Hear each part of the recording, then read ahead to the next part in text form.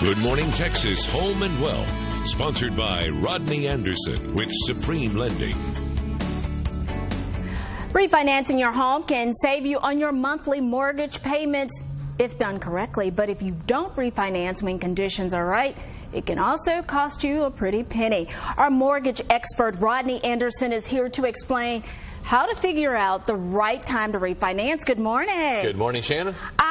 I love this. We always think interest rates when we think of getting a mortgage, but you say that isn't everything. No, what happens is people get so focused on the interest rate. And one of the things that happens when you focus just on the rate, you'll end up paying more closing costs. You may end up paying points to buy down your interest rate, Shannon. It can be very expensive. So people click on the internet, they find that one rate that 1 out of every million people can get, and then they look at it, think it's golden. All of a sudden things change, and it makes people very upset and very angry when things change and lenders change on you. So you really have to be careful of that and not just assume that's the right thing for you. Absolutely. One of the things that you want to watch is paying points to buy down your interest rate. It's one of the worst mistakes that you can truly make during the refinance. You want to look at overall closing costs. How long is it going to take me to break even on the refinance? And some of the breaking news out, the last 3 days, interest rates are really starting to shoot up,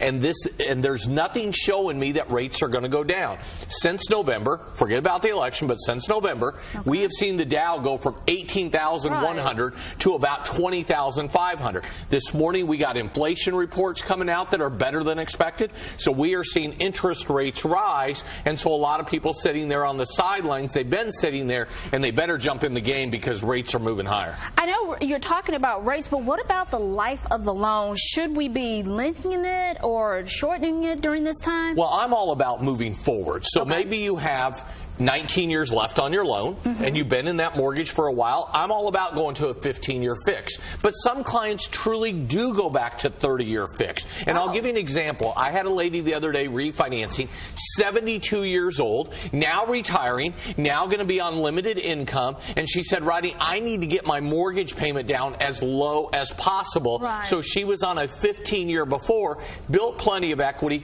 Now she's going back to a 30-year just to fit within her budget. So each person is completely different, and you've got to know what's right for you. But I'm always a big 15-year fixed rate mortgage fan. I know, and one of the things, I don't want to get away from interest rates too quickly because there's always something to talk about. What are some of the things that can impact your interest rate? Well, number one, and most importantly, your credit score. You have to have good to excellent credit to get a mortgage, but your credit score can impact it. What type of loan are you doing? Are you doing a cash out refinance or just a regular rate and term refinance? Are you buying a home? How much are you putting down? So much information goes into that we need to collect that goes into your overall rate that you'll receive. So what happens is, Shannon, people click on, like I said, they'll click on a button, they'll call somebody up and say, what's your rate? And then they don't even give you, I've had clients call my office where they don't even give you the information that you need to provide you the accurate interest rate. Exactly. I've heard that happening a lot. But lastly, before we get out of here,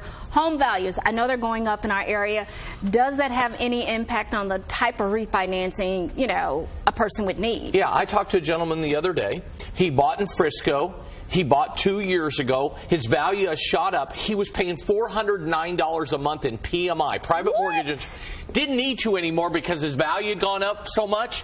So it wasn't about interest rate or refinancing. It was refinancing to get out of that PMI. That has been a big benefit for a lot of people. Home values have went up 12%.